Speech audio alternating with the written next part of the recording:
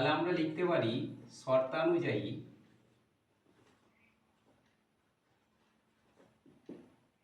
সোনা ইস্টু রূপা, তাহলে 4:7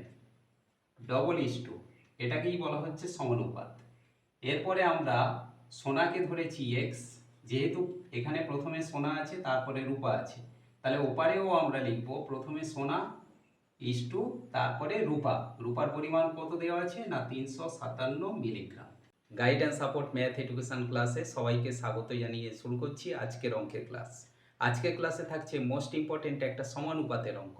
আজকের ক্লাসে তোমাদের যে অঙ্কটা শেখাবো, এক বিশেষ ধরনের গহনাতে সোনা ও রূপা 4:7 অনুপাতে মিশিয়ে এক বিশেষ ধরনের গহনা তৈরি করা হলো। ওই গহনাতে যদি 357 মিলিগ্রাম রূপা থেকে থাকে, তাহলে তার সঙ্গে কি পরিমাণ সোনা মেশানো হয়েছে তা আমরা আজকের ক্লাস থেকে নির্ণয় করব। দেখো, আজকে থাকছে সমানুপাতের অঙ্ক। সমানুপাতের অঙ্ক।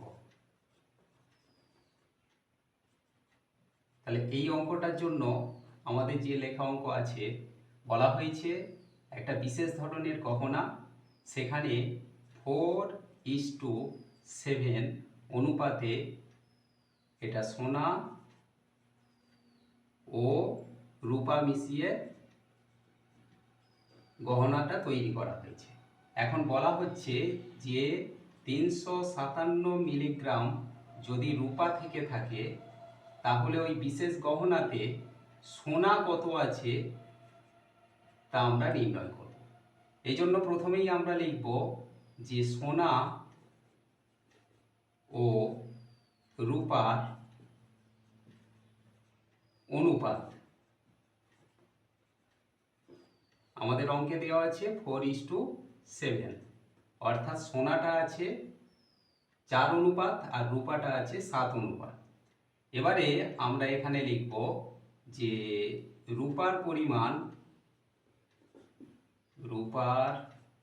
পরিমাণ কত না 357 মিলিগ্রাম। মনে করি সোনার পরিমাণ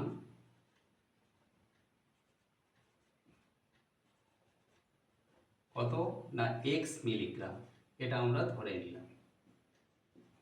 তাহলে আমরা লিখতে পারি শর্তানুযায়ী